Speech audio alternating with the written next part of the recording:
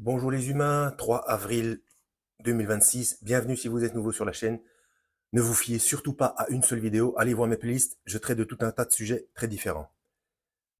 Alors, introduction au livre prophétique, épisode numéro 3, dont, comme d'habitude, je mettrai la playlist en description de cette vidéo. Alors, nous sommes au sous-chapitre, le livre des prophètes. Les prophètes sont d'abord des orateurs, des prédicateurs. On rencontre dans leurs livres des dires prophétiques, entre guillemets, qui sont des oracles au nom de Dieu, ou bien des pièces poétiques qui contiennent un enseignement, des récits à la première personne, où le prophète relate son expérience, en particulier sa vocation, des récits à la troisième personne qui racontent des événements de la vie du prophète ou les circonstances de son ministère. Il est vraisemblable que les prophètes eux-mêmes ont pour partie mis par écrit ou dicté leurs prophéties ou le récit de leurs expériences. Leur héritage a pu aussi être conservé fidèlement par la seule tradition orale de leur entourage ou de leurs disciples. À partir de ces éléments, des recueils ont été formés, réunissant les oracles de même ton ou les pièces traitant d'un même sujet, entre parenthèses, ainsi les livres contre les nations, chez Isaïe, Jérémie, Ézéchiel, ou bien faisant alterner annonces de malheur et promesses de salut, entre parenthèses, Michée. Ces écrits ont été lus et médités. Ils ont contribué à perpétuer les courants spirituels issus des prophètes. Excusez-moi, je pense à un truc en même temps. Si vous suivez la chaîne, ou peut-être que vous le savez par vos propres recherches, ce qui a été traduit par ange dans la Bible, c'est le terme hébreu malach. Malach qui veut dire messager.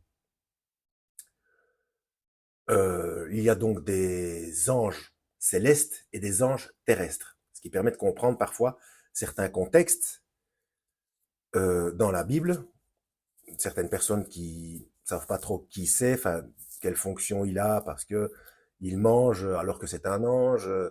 Donc il y a des anges entre guillemets qui peuvent se transformer en humains, d'autres non. Il y en a qui sont devenus sexués et de chair, mais ça ce sont les anges déchus. Genèse 6. Parce que normalement un ange c'est asexué. D'ailleurs le Seigneur le dit, le Christ le dit que euh, après la mort, nous sommes comme les anges. Hein. D'où la parabole de cette fameuse femme qui a eu 7 maris. Ou les Sadducéens qui ne croyaient pas à la résurrection voulaient mettre à l'épreuve le Christ. Hein, concernant le fait de qui on allait... donc cette femme, de qui allait être cette femme par rapport aux 7 maris qu'elle a eus. Tout ça pour dire que, donc du coup, Malach, eh bien Malachi, eh bien, ça doit forcément dire messager, puis quelque chose supplémentaire. C'est à ça que je pensais, quoi. Je me suis souvenu, Malachi, le prophète, donc ça vient de Malach, Malachi. Donc c'est... Enfin, vous voyez ce que je veux dire. Bref, dans les milieux fervents qui nourrissaient leur foi et leur piété, les livres des prophètes restèrent choses vivantes, et comme au rouleau de Baruch, dans Jérémie 36, verset 32, ou bien chapitre 36 et 32, non, c'est chapitre 36, verset 32, c'est pas très clair là, parce que normalement les chapitres sont écrits en gras et les versets en fin. Et là, 36 et 32 sont tous les deux fins. Bref, Jérémie 36-32. Entre guillemets, des paraboles du même genre y furent ajoutées, sous l'inspiration de Dieu pour les adapter aux besoins présents du peuple ou pour les enrichir. Sous-chapitre suivant, alors on va commencer à les nommer. Isaïe. Le prophète Isaïe est né vers 765 avant Jésus-Christ. En 740, donc en moins 740, il reçut dans le temple de Jérusalem sa vocation prophétique, la mission d'annoncer la ruine d'Israël et de Juda en punition des infidélités du peuple. Ça, c'est dans Isaïe chapitre 6, versets 1 à 13. Il exerça son ministère pendant 40 ans, qui furent dominés par la menace grandissante que l'Assyrie fit peser sur Israël et sur Juda.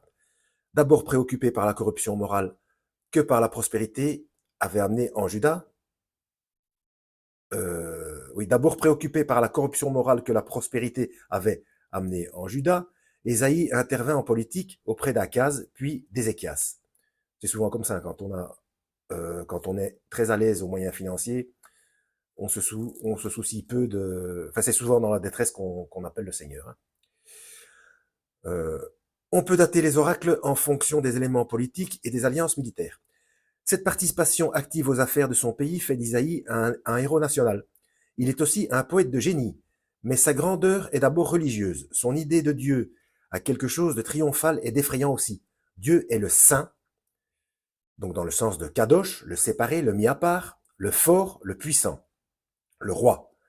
L'homme est un être souillé par le péché dont Dieu demande réparation, car Dieu exige la justice dans les relations sociales et aussi la sécurité et la fidélité dans le culte qu'on lui rend. Isaïe est le prophète de la foi dans les crises graves que traverse sa nation. Il demande qu'on se confie en Dieu seul. En Dieu seul. Je répète une troisième fois, en Dieu seul. Il sait que les concernés comprendront. Il sait que l'épreuve sera sévère, mais il espère qu'un reste, entre guillemets, sera épargné, dont le Messie sera le roi. Ce Messie, descendant de David, fera régner sur terre la paix et la justice et répandra la connaissance de Dieu. Un tel génie religieux a profondément marqué son époque et a fait école. On conserva ses paroles et on en rajouta. Le livre qui porte son nom est le résultat d'un long travail de composition, donc chapitre 1 à 12, oracle contre Jérusalem et Juda, chapitre 13 à 23, oracle contre la nation, chapitre 24 à 35, et promesse. Mais ce plan n'est pas rigide et le livre ne suit qu'imparfaitement l'ordre chronologique de la carrière d'Ésaïe. Il a été formé à partir de plusieurs collections. Des pièces postérieures ont été ajoutées, entre guillemets, l'Apocalypse d'Ésaïe, chapitre 24 à 27, date du 5e siècle avant Jésus-Christ. Donc à peu près 200 ans avant son ministère, apparemment. Une petite apocalypse, entre guillemets, chapitres 34 et 35, dépend du second Isaïe.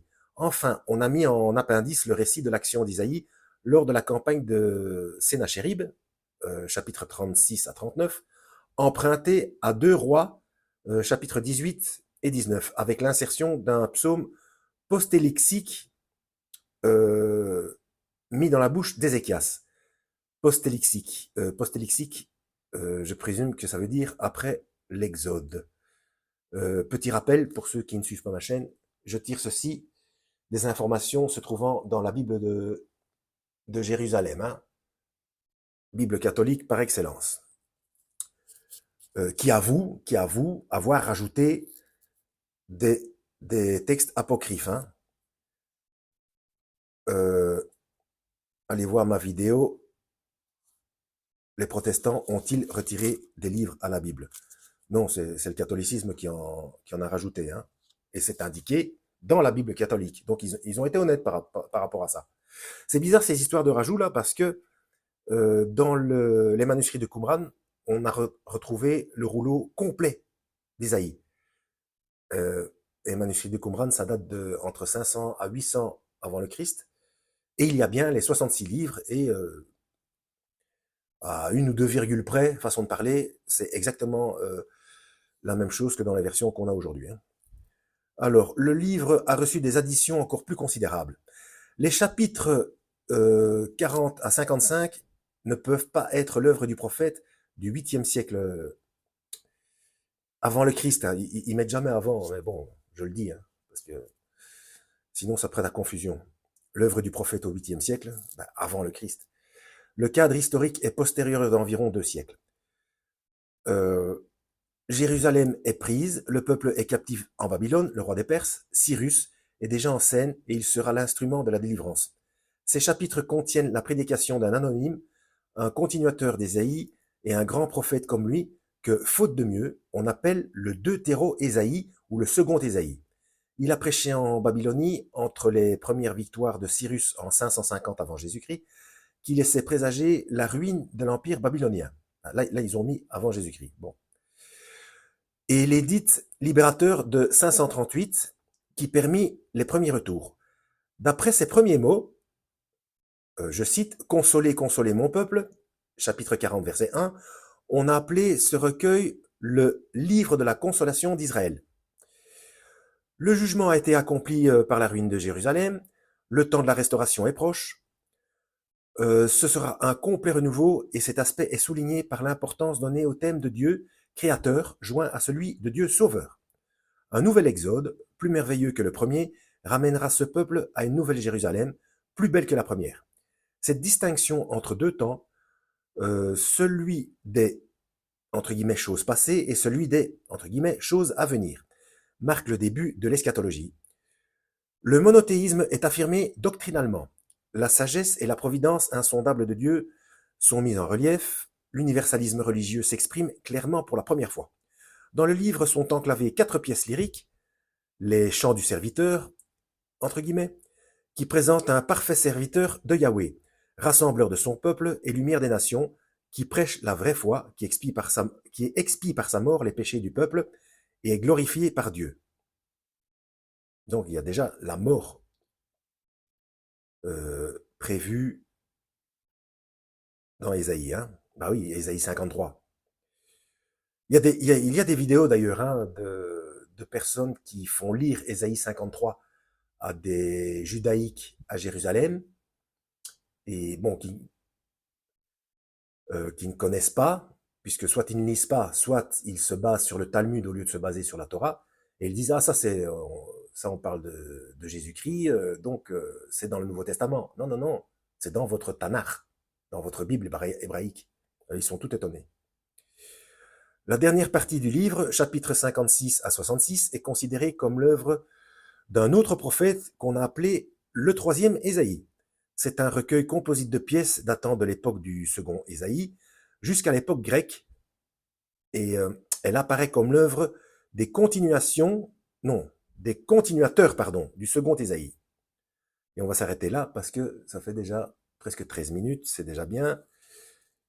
Et pour éviter les trop importants dégalages de son, comme d'habitude. Et ensuite, le sous-chapitre suivant, ce sera Jérémie. Voilà. Donc, toujours aller voir en description, non seulement pour la playlist concernée, mais aussi parfois des rajouts de ma chaîne et ou d'autres chaînes. Et je rappelle que si vous suivez les playlists de manière chronologique, j'ai laissé les anciennes vidéos exprès, justement pour que vous puissiez voir l'évolution, les corrections que je fais, les réflexions, les erreurs que je corrige quand j'en fais. Et donc voilà, il ne faut pas rester figé. Rester figé, c'est dangereux. Hein. Donc si vous voulez voir les plus récentes, vous cliquez sur les plus récentes et normalement ça s'inverse. Enfin moi je peux le faire ici, donc je présume que chez vous aussi. Hein. Voilà, en espérant avoir été utile. À la prochaine, lisez la Bible et que Yahweh vous guide.